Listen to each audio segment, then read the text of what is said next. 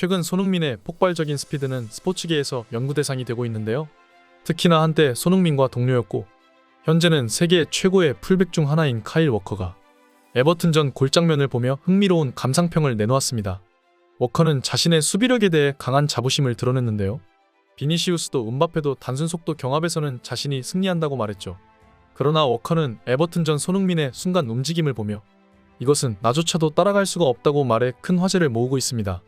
축구의 세계에서 때론 숫자로는 설명할 수 없는 마법 같은 순간들이 있는데요. 그리고 프리미어 리그에서 손흥민 선수를 둘러싼 놀라운 현상이 바로 그런 경우이죠.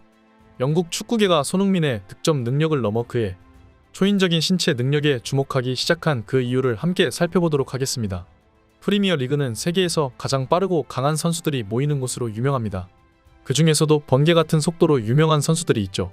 예를 들어 토트넘의 반더벤은 리그 내에서 손꼽히는 스피드스타로 알려져 있습니다. 지난 시즌 프리미어 리그 최고 속도를 기록한 선수들 중에서 반더벤은 37.38km의 속도로 유일하게 37km라는 숫자를 뛰어넘은 선수이자 압도적 1위였습니다. 저번 에버튼전에서도 이 반더벤이 후방에서부터 공을 몰고 질주하자 에버튼 그 누구도 쉽게 따라붙지 못했고 반더벤은 혼자서 경기장 전체를 가로질러가며 거의 50m가 넘는 거리를 질주했죠. 하지만 팬들은 이 놀라운 장면 이후 손흥민 선수의 신체 능력에 주목하기 시작했습니다. 그 상황에서 골키퍼의 가랑이 사이를 노려 골을 기록한 결정력과 판단력도 놀랍지만 다시 생각해보니 리그 최고의 속도를 가진 반더벤과 함께 나란히 달려가는 손흥민의 스피드가 미스테리하다고 느껴질 수밖에 없었죠. 손흥민도 기본적으로 빠른 선수이지만 나이도 이미 30줄을 넘은 데다 프리미어 리그 최고 속도 순위에서도 이름을 올린 적이 얼마 없었기 때문인데요. 이 장면은 축구 팬들의 눈을 의심케 했습니다. 어떻게 30대 중반의 선수가 20대 초반의 스피드 스타를 제칠 수 있었을까요? 이에 영국의 축구 전문가들이 나섰습니다. 그리고 그들은 정밀한 데이터 분석을 통해 놀라운 사실을 발견했는데요. 측정된 최고 속도만을 놓고 보면 사실 손흥민이 반더벤보다 느렸다는 겁니다. 이 역설적인 상황은 팬들에게 큰 주목을 받았습니다. 어떻게 더 느린 선수가 더 빠른 선수를 제칠 수 있었을까요? 먼저 에버턴과의 경기를 돌아보겠습니다. 에버턴은 프리미어 리그에서 철벽 수비로 유명한 팀입니다. 지난 시즌 리그 3위의 최소 실점 기록이 이를 잘 증명해주고 있죠. 션 다이치 감독의 특유의 촘촘한 수비 전술은 이미 리그에서 그 위력을 인정받고 있었습니다. 그런데 이번 토트넘과의 경기에서 에버턴의 자랑스러운 수비진이 마치 모래성처럼 무너져 내렸죠. 손흥민을 앞세운 토트넘의 맹공에 에버턴 수비진이 속수무책으로 당했던 것인데요. 심지어 션 다이치 감독은 손흥민을 막기 위해 특별한 맞춤 전술까지 준비해왔습니다. 토트넘의 오도베르 존슨, 손흥민과 같은 발빠른 공격진을 막기 위해 에버튼도 젊고 빠른 수비수들을 기용한 것이었죠. 라이트 풀백의 로만 딕슨과 왼쪽 풀백의 비탈리 미콜렌코가 그 예인데요. 이들의 공통점은 빠른 스피드와 뛰어난 1대1 마크 능력이었습니다. 상대를 바짝 붙어 쫓는 이들의 특기가 손흥민을 막는데 효과적일 것이라는 게 에버튼의 판단이었습니다. 하지만 결과는 정반대였습니다. 이들은 손흥민의 압도적인 기량에 그야말로 녹아내리고 말았고 결국 토트넘은 4대0이라는 대승을 거두었습니다. 통계 사이트에 따르면 손흥민은 이날 36km라는 최대 속도를 기록했다 합니다. 손흥민의 나이를 고려했을 때 이는 충분히 엄청난 기록이었죠. 하지만 이것만으로는 설명이 부족했습니다. 에버튼의 로만 딕슨 또한 굉장히 발이 빠른 수비수로 그의 최대 속도는 36.53km에 달했는데요. 오히려 손흥민보다도 더 빠른 기록이었죠. 그렇다면 과연 어째서 손흥민 반더벤보다도 에버튼의 로만 딕슨보다도 빠르게 뛸 수 있었을까요? 그리고 우리는 토트넘의 전 동료이자 현 맨체스터 시티의 수비수인 카일 워커의 인터뷰에서 그 이유를 찾아볼 수 있었습니다. 워커는 명실상부 세계 최고의 수비력을 갖춘 풀백인데요.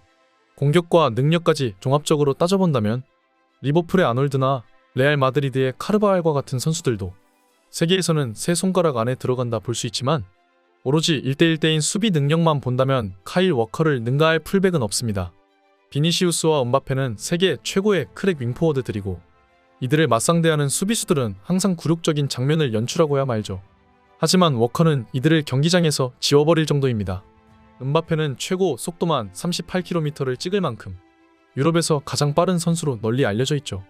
하지만 카일 워커는 이 음바페를 그야말로 피지컬로 잡아먹을 정도라 맨시티와 파리 생제르맹이 챔피언스리그에서 맞붙었을 때 음바페는 경기 내내 워커를 뚫지 못해 경기 최저 평점을 받으며 맨시티에게 패배하고 말았죠.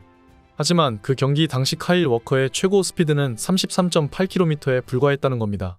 물론 워커는 전성기 시절에는 37.31km라는 속도까지 찍어본 이력이 있으나 그도 나이가 있는 만큼 점차 신체 능력이 내려오기 마련이죠.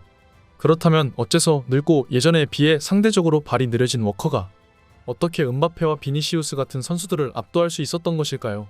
워커는 영국의 팟캐스트에 출연해 단순 수치상으로 찍히는 숫자는 아무 의미도 없다고 말했습니다. 축구에서는 가장 빠른 선수라도 가장 느린 선수에게 제쳐질 수 있다고 말했는데요. 이것이 단순 육상 경기도 아니고 어디까지나 공을 먼저 막아야 하는 축구이기 때문이죠. 그동안 상대했던 선수들 중 누가 가장 두렵냐는 질문에 워커는 놀랍게도 음바페 같은 선수가 아닌 손흥민의 이름을 먼저 꼽았습니다. 그는 손흥민이야말로 모든 수비수들의 악몽과도 같은 선수라고 말했는데요. 워커의 말로는 무식하게 앞으로 내달리기만 하는 발빠른 공격수만큼 막기 쉬운 선수가 없다고 발언했습니다.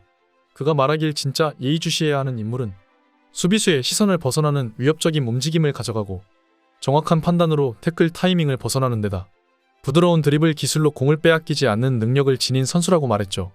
그러나 워커는 이 모든 능력에 스피드까지 더한 공격수가 바로 손흥민이라 말했습니다. 워커는 자신이 이전보다 한참을 느려졌지만 여전히 정상급 윙어들과의 1대1 상황에서 승리하는 이유는 침투 타이밍을 정확히 읽어 한 발 더 빨리 달리기 시작하기 때문이라 말했습니다. 게다가 워커는 스피드뿐만 아니라 기본적으로 힘도 좋은 선수이기 때문에 상대 선수와 일단 몸을 한번 가까이 붙여버리기만 하면 그 이후에는 일사천리라고 말했죠. 워커는 손흥민이 가장 두려운 이유는 그가 스피드와 동시에 지능까지 갖추고 있는 선수이기 때문이라고 했는데요. 손흥민의 침투 타이밍은 굉장히 날카로워 아무리 정상급 수비수라 한들 항상 손흥민이 먼저 스프린트를 끊는 걸 보고 나서야 뒤늦게 쫓아갈 수밖에 없다고 말했죠. 에버튼전 상대 수비수가 전혀 손흥민을 막을 수 없었던 것도 바로 이 경이로운 움직임 때문이었습니다. 이 최고 속도라는 것도 결국 달리면서 속도가 붙어야 나오는 것인데 손흥민 선수는 순간적인 움직임으로 선수를 제쳐놓고 거의 3초 안에 모든 시퀀스를 마무리해놓고 마르니 이래서야 최고 속도가 몇인들 아무짝에도 쓸모가 없게 되는 것이죠. 게다가 손흥민 선수의 최대 강점은 그 어마무시한 가속도 이후 자유자재로 슈팅 스킬을 구사한다는 점입니다. 유럽에서 발빠른 선수는 흔히 찾아볼 수 있지만 그런 선수들 중 대부분이 마무리가 섬세하지 못하거나 정작 다 뚫어놓고 크로스나 슈팅이 형편없어 평가를 깎아먹고는 말죠. 하지만 원래 달리는 상황에서 안정적으로 볼을 처리한다는 것은 생각보다 어려운 일입니다. 그렇기에 이 두 가지가 모두 가능한 선수는 보통 월드클래스로 평가받는 것인데요. 여기에 손흥민 선수는 최고 속도에 도달한 이후에도 굉장히 안정적인 자세로 슈팅을 시도할 수 있는 전 세계에서 몇 안 되는 선수입니다. 가마차기부터 칩슛, 땅볼 깔아차기, 니어포스트와 팝포스트를 자유자재로 조준하는 데다 심지어 상대는 오른발뿐만 아니라 왼발까지 막아야 합니다. 맨시티의 수비수 아칸지는 손흥민을 향해 보통 다른 선수는 한 발만 막으면 되는데 손흥민은 왼쪽과 오른쪽을 모두 고려해야 해 수비수 입장에서는 그야말로 저주스러울 수밖에 없는 공격수라 평했습니다. 게다가 손흥민 선수의 꾸준한 자기관리도 한몫하는데요. 보통 이 나이쯤 되면 에이징 커브가 슬슬 찾아올 시기지만 손흥민은 오히려 전 시즌보다도 더 몸이 가벼워 보일 정도이죠. 경기에 대한 열망, 승리에 대한 집착, 세계 최고의 무대에서 자신을 증명하겠다는 승부욕이 유스 생활부터 시작해 거의 20년에 가까운 세월 동안 손흥민이라는 선수를 이 위치까지 오르게 할 수 있었던 것인데요. 이제 손흥민 선수의 다음 상대는 바로 뉴캐슬입니다. 아이러니하게도 지난 시즌 뉴캐슬과의 경기에서 토트넘은 대참패를 당했고 손흥민 선수는 경기 도중 교체되고야 말았죠. 다음 경기에서는 그때의 패배를 서력하는 순간이 될 수 있기를 기원합니다. 항상 영상 봐주셔서 감사드립니다.